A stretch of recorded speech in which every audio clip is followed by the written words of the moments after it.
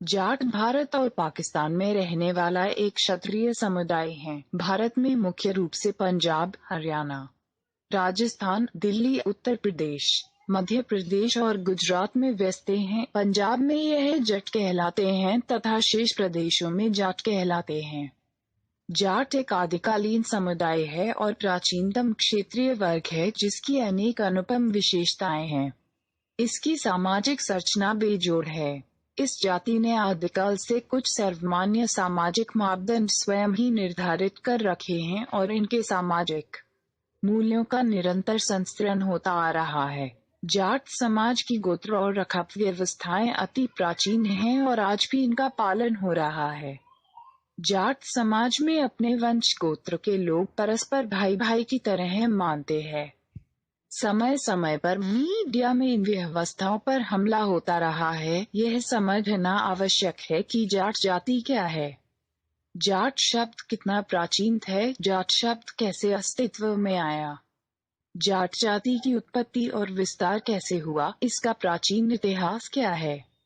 जाट जाति की उत्पत्ति के सिद्धांत। जाट जाति की उत्पत्ति के अनेक सिद्धांत समय समय पर इतिहासकारों द्वारा प्रतिपादित किए हैं, परंतु कोई भी एक अकेला सिद्धांत इस जाति की उत्पत्ति को पूर्ण रूप से समझाने में असफल है। जाट जाति की उत्पत्ति के मुख्य सिद्धांत निम्नानुसार हैं। 1. ज्येष्ठ से जाट की उत्पत्ति। कुछ इतिहासकार जाट जाति की उत्पत्ति ज्येष्ठ शब्द से मानते हैं। ऐसी धारणा है कि राजसूय यज्ञ करने के बाद युधिष्ठिर को ज्येष्ठ घोषित किया गया था। आगे चलकर उनकी संतान ज्येष्ठ से जेठ तथा जेठ और फिर जाट कहलाने लगे।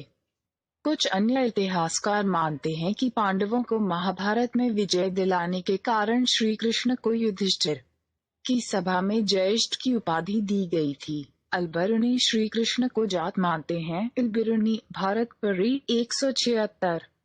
वैसे युधिष्ठिर और कृष्ण दोनों के वंशज चंद्रवंशी क्षेत्रीय में सम्मिलित हैं। कृष्ण के वंशज जो कृष्णिया या कास्निया कहलाते हैं वर्तमान में जाटों के एक गोत्र के रूप में मौजूद हैं। शिव से जाट की उत्पत्ति। एक अन्य पौराणिक मान्यता के अनुसार शिव की जटाओं से जाट की उत्पत्ति मानी जाती है।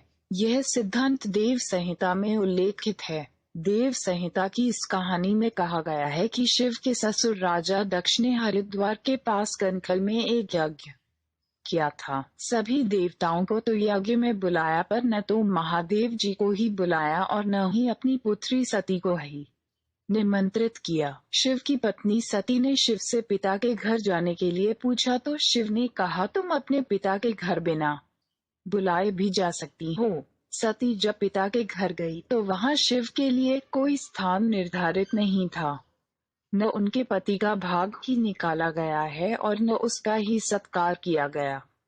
उल्टे शिव जी का अपमान किया और बुरा भला कहा गया। अपने पति का अपमान देखकर पिता तथा ब्रह्मा और विष्णु की योजना को ध्वस्त करने के उद्देश्य से उसने यज्ञ कुंड में छलांग लगाकर प्राण दे दिए। इससे क्रुद्ध शिव ने अपने जटा से वीरभद्र नामक गण को उत्पन्न किया।